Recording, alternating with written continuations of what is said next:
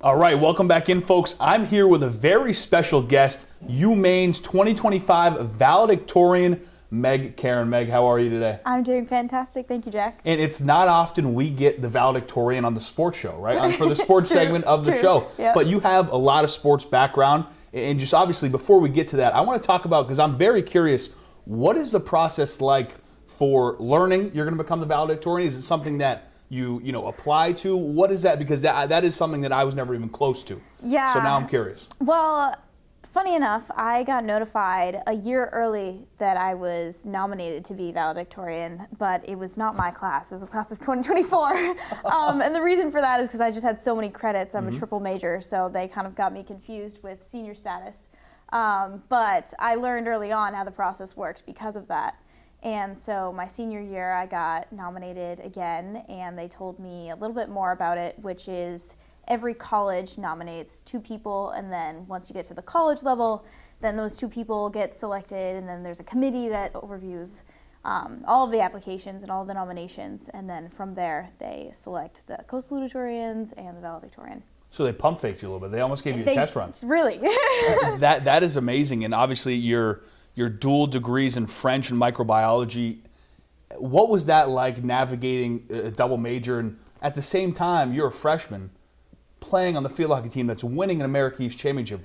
It's such an adjustment to college already, but then to be a Division I athlete and also someone who is a double degree, or three, I apologize, strike that, has 3 majors under her belt and working on it. How could you even balance all that? Well, my freshman year, I realized pretty quickly that it was going to take a lot of work because there wasn't a lot of other people that were in my shoes in terms of the course load that I had. But luckily, the athletic staff was incredibly accommodating, and I remember we, during the America East Championship, flew all the way to Miami of Ohio, and on that private jet, I was taking an organic chemistry exam, and my coach was proctoring it. It was hilarious. Like, that was my experience my Sums freshman it up, year. right? Yes, yeah. And is there something maybe that you've learned through that organized team event in athletics, and that you've kind of been able to bring to your studies and maybe working with groups, something of that nature? Oh, yeah. I mean, I am an incredible multitasker now. Like, I can't say it enough. I have been able to juggle so many things at one time to the point where I can now run and think of the email that I'm going to write next. And just, you move on to your sophomore year, you have to take a kind of a leave the field hockey team, right? Yeah. But then you find your love for running. Yeah. Can you bring us through that initial, discovery of passion for running your sophomore year of college? Yeah, so at the end of my freshman year, I ran my first half marathon, and I realized how fun that was and how much of a personal pursuit that it was. So my sophomore year, I discovered a group on campus that wanted to form a run club, and they were all super motivated to try and run their first marathon. And I knew that I have crazy ideas, but other people with crazy ideas, and you put us together and we just do something wild.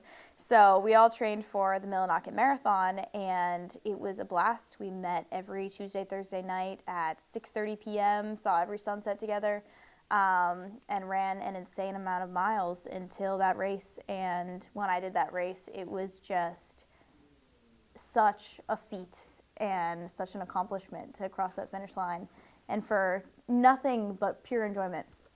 So I realized how fulfilling running was and how much I wanted to continue that. What was the thought process getting back into Division I athletics? Yeah, well, I realized how I had a potential to pursue running more than I had previously. And so when I met a bunch of people on the cross-country team and I met the coach and they kind of offered me that opportunity, I said, why not? I mean, I know I enjoy running, so maybe this is the next chapter for me. I've always followed my heart in whatever I do. So at that moment, it was, let's try this, and I hopped back into D1 athletics. I made a new family of friends and runners, and it was a wonderful time. What's next? What's next for Meaghan Caron in the academic side of things and the athletic side of things?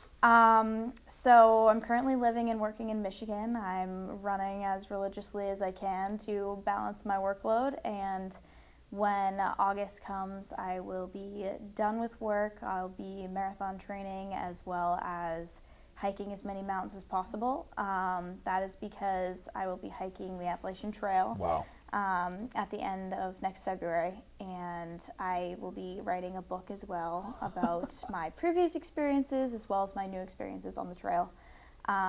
So it'll be a culmination of everything I've learned combined with how that is serving me today through literal mountains, actually.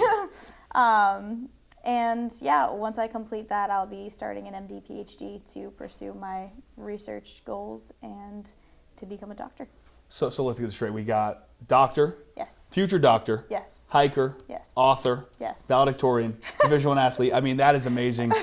Meg, thank you so much for joining us today. And it's really been an honor. And I really have a ton of respect for what you were able to do and what you're going to do in the future. Thank you so much for having me, Jack. We'll be right back after the break.